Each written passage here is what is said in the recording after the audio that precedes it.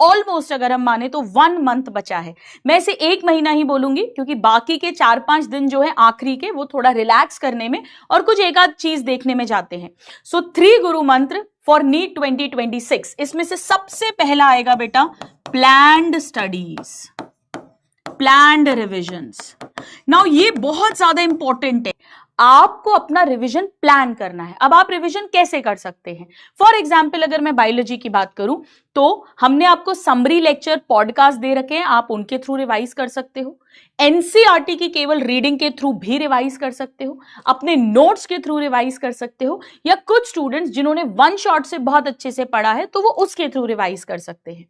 लेकिन मेरे प्यारे नादान परिंदों, आपको पता होना चाहिए कि आप कौन सा चैप्टर कैसे रिवाइज करेंगे।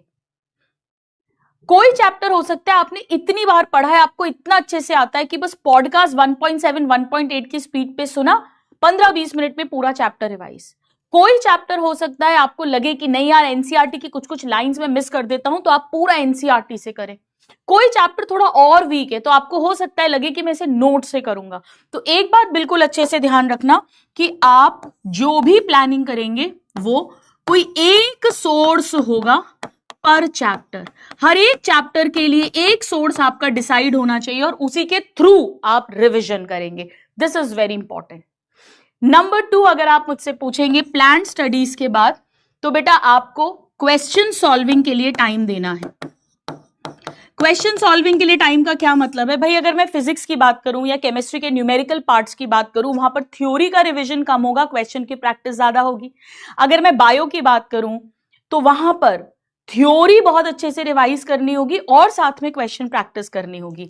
बेटा क्वेश्चन प्रैक्टिस करने के लिए भी आप जो है, एक तो अपने को प्रीवियस ईयर क्वेश्चंस, मैंने कल भी बताया था 2025 से लेके एटलीस्ट 2011 तक तो करनी है, वरना कर सकते हो तो 2008 तक। पीवाईक्यू समझ के करोगे, उस कॉन्सेप्ट को भी रिवाइज करोगे जिसका पीवाईक्यू का क्वेश्चन है। और बाकी बेटा आपके जो क्लास के क्वेश्चंस हैं वो बहुत इंपॉर्टेंट हो जाएंगे इस समय पर। पर्टिकुलरली अगर आप पर्टिकुलर कोई एमसीक्यू की बुक है जो आप पूरे साल से लगा रहे हैं तो आप उसके थ्रू रिवाइज कर सकते हैं, वरना स्पेशली अगर मैं फिजिक्स की बात करूं, केमिस्ट्री के न्यूमेरिकल पार्ट्स की बात करूं तो, या बायो की भी हम बात करें तो बेटा क्लास में टीचर्स ने जो क्वेश्चंस करवाए हैं ना वो बहुत इंपॉर्टेंट है। बेटा अगर फिजिक्स बिल्कुल वीक है ना तो भी आपने जो भी टीचर से पढ़ा है, सारे टीचर शानदार हैं, आपने जिस भी टीचर से पढ़ा है उन टीचर ने क्लास में जितने क्वेश्चंस करवाए हैं उसे अच्छे से बार बार कर लो, समझते हुए कर लो, उनका कॉन्सेप्ट कर लो, उसमें ही फिजिक्स आपका बेड़ा पार लग जाएगा, सिलेक्शन में रुकावट नहीं देगी। क्लास के टीचर के द्वारा कराए हुए जो क्वेश्चंस हैं, क्योंकि वो हम टीचर्स खुद ही हैंड पिक करते हैं, वो हमें पता है कि ये आने की हाई चांसेस हैं, ये इंपॉर्टेंट कॉन्सेप्ट है, हल्का सा ट्विस्ट करके या नंबर चेंज करके क्वेश्चन आ सकता है, वो ऑलरेडी हमारे एक्सपीरियंस से चुने गए क्वेश्चंस हैं। तो स्पेशली अगर फिजिक्स है, केमिस्ट्री का जो पार्ट है, फिजिकल केमिस्ट्री है, उन सब में प्लीज टीचर्स के द्वारा कराए हुए क्वेश्चंस को पहली प्रायोरिटी दो। वो आता है ऑलरेडी, फिर और करो आप। यहां पर प्लान्ड रिवीजन के अंदर बेटा इम्यूनिटी बूस्टर बुक जो है वो भी आपको बहुत हेल्प कर सकती है। इम्यूनिटी बूस्टर बुक 11th की ऑलरेडी अवेलेबल थी, 12th की भी अब अवेलेबल है, और बाकी मैंने आपको बता ही दिया है। समरी लेक्चर है, पॉडकास्ट है, लेक्चर आपके पास, एनसीईआरटी तो है ही, नोट्स है, पर एक ही सोर्स यूज करोगे आप एक चैप्टर के लिए, एक चैप्टर के लिए एक सोर्स यूज करोगे। And last but not the least, time management. बेटा मैं इसको टाइम मैनेजमेंट से ज्यादा कहूंगी, टाइम तो हर कोई मैनेज करना चाहता है, माइंड मैनेजमेंट। जब मैंने यकीन 2.0 की पहली क्लास ली थी, आप लोगों को याद होगा मैंने आपसे कहा था इस जर्नी के 2 स्तंभ, 2 पिलर्स होते हैं, स्कूटर के 2 पहियों की तरह। एक एकेडमिक नॉलेज यानी सब्जेक्ट की नॉलेज, थ्योरी के कॉन्सेप्ट्स आना, क्वेश्चन प्रैक्टिस करना, और दूसरा attitude of inner mental strength.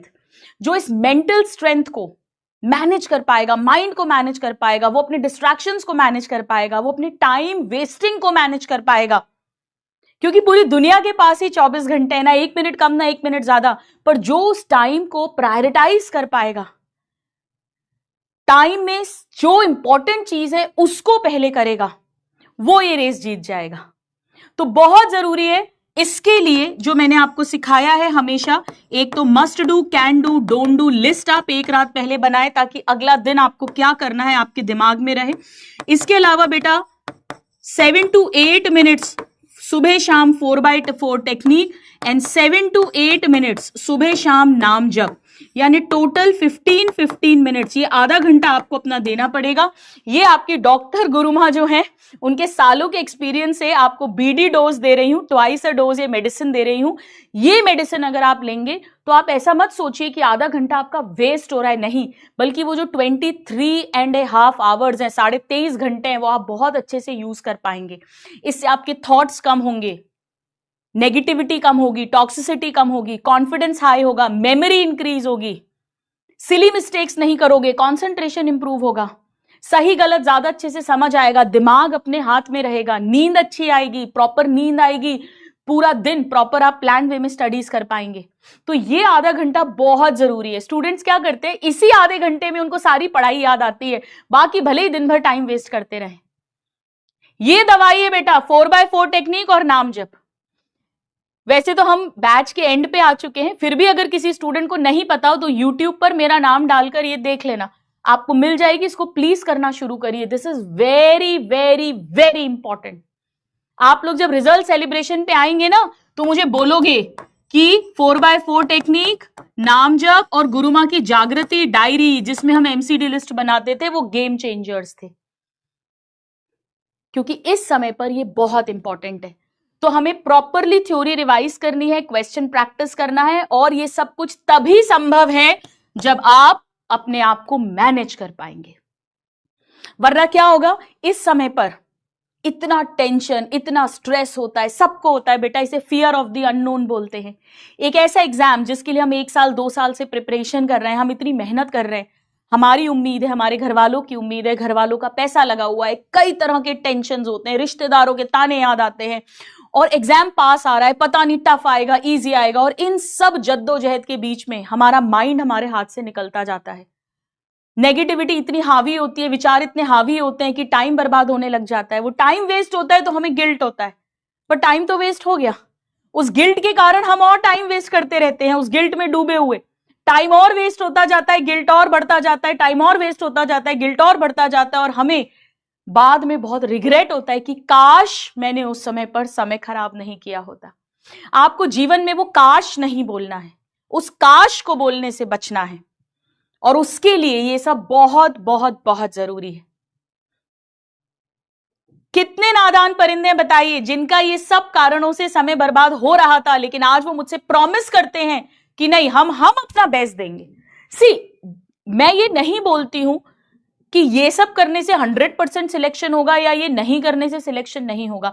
बेटा सिलेक्शन होना या ना होने में और भी फैक्टर्स इन्वॉल्व होते हैं, पर एक बात तय है, अगर आप अपना बेस्ट देंगे, अपना ऑनेस्ट एफर्ट देंगे, अपनी ईमानदारी से मेहनत करेंगे, तो आप नेचर कह लीजिए, ईश्वर बोल दीजिए, ये जो प्रकृति है जिसमें सब कुछ डिवाइनली कंट्रोल्ड है, वो आपके साथ अच्छा ही स्वरूप बनाएगा आगे।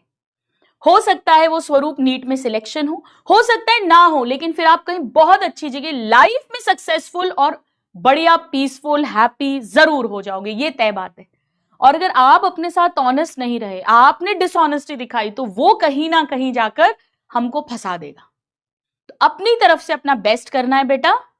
सोशल मीडिया का अगर कोई अकाउंट है आपका जो आपसे मैनेज नहीं हो पा रहा है, आप चाहकर भी कंट्रोल नहीं कर पा रहे हो, उसको डिलीट कर दीजिए।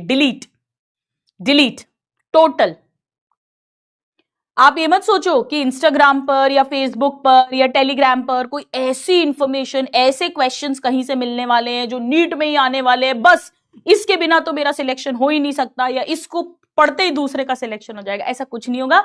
आपके बैचेस सेल्फ सफिशिएंट है, आप अपने बैच के थ्रू अच्छे से पढ़ाई करो, रिवाइज करो, वो मोर देन इनफ है। तो अगर आपसे हैंडल नहीं हो रहा, आपसे कंट्रोल नहीं हो रहा, तो प्लीज उसको डिलीट कर दीजिएगा, ठीक है? प्रॉमिस है सबका। तो ये तो हमें करना ही करना है। एंड इसके अलावा बेटा test is again important. Test जो है बेटा आप वीक में 2 दे सकते हैं तो बहुत अच्छी बात है, वरना एटलीस्ट वीक में 1 टेस्ट तो दो आप फुल टेस्ट, उसके लिए तैयारी करके, है ना? तैयारी को टेस्ट से मत जोड़ो बेटा। देखो आप ऐसा मत सोचो कि अभी 4 दिन बाद मेरा टेस्ट है तो मैं बस सब कुछ जल्दी जल्दी ऐसे ऐसे न्यूज़पेपर की तरह पढ़ लूं कि कैसे भी करके टेस्ट में अच्छे नंबर आ जाए। नहीं, आप अपना एक पूरा प्लानर बनाओ, 20 अप्रैल तक का पूरा प्लानर बनाओ, उसके अकॉर्डिंग आप पढ़ते रहो। हो सकता है आपका टेस्ट 4 अप्रैल को है, तो उस केस में हो सकता है आपका भी पूरा सिलेबस रिवाइज नहीं हुआ, तो हो सकता है आपके कुछ क्वेश्चंस जो है वो याद नहीं, आपको छोड़ के आना पड़े, कोई बात नहीं। पर जितना भी पढ़ रहे हो उसको ढंग से पढ़ो। मैं इसको कहती हूं that quality is more important than quantity. आपकी स्टडीज की quality is more important than the quantity of studies. पढ़ना इंपॉर्टेंट है, ढंग से पढ़ना और इंपॉर्टेंट है। आप अब जो भी रिवाइज कर रहे हैं उसको अच्छे से रिवाइज करो। इसीलिए मैं कह रही हूं पूरा एक प्लानर बना लो, 25 अप्रैल तक का एक मोटा मोटा पूरा प्लानर बना लो और उसके अकॉर्डिंग ही आप ढंग से रिवाइज करिए। टॉपिक को जो याद नहीं आ रहा उसको लर्न करिए जोर जोर से बोलकर, उसके क्वेश्चन प्रैक्टिस करिए। बीच में अगर टेस्ट आता है तो आप टेस्ट दीजिए, उस टेस्ट में कुछ कम नंबर आएंगे तो भी चलेगा, पर ऐसा नहीं कि वो टेस्ट देने के लिए आप 2 दिन तक बस न्यूज़पेपर की तरह यूं पेजेस पलट के रिवाइज कर लो, तो पता पड़ा बेटा वो 2 दिन भी वेस्ट हो गए अपने, और टेस्ट देते ही वो टॉपिक जो था वो दिमाग से भी उड़ गया, तो वो 2 दिन अपन ने पूरे वेस्ट कर दिए। भले ही अपने हो सकता है 2-4 क्वेश्चन एक्स्ट्रा करेक्ट हो गए, ये बात याद रखना, वो टेस्ट अपनी मंजिल नहीं, अपनी मंजिल नीट है। This is very important. बेटा अभी बिल्कुल टाइम वेस्ट मत करो, कोई सोशल एक्टिविटी में मत जाइए प्लीज, मेरी रिक्वेस्ट है आपसे। इस समय पर आप प्लीज कोशिश करिए कि किसी भी तरह का सोशल इवेंट जो भी आपके आसपास हो रहा है, फैमिली में हो रहा है, अब आप उसको अवॉइड करिए, उसमें बहुत टाइम वेस्ट होगा। बेटा अब 1 महीना सिर्फ और सिर्फ खिड़की दरवाजे बंद कर कर अपनी पढ़ाई करिए।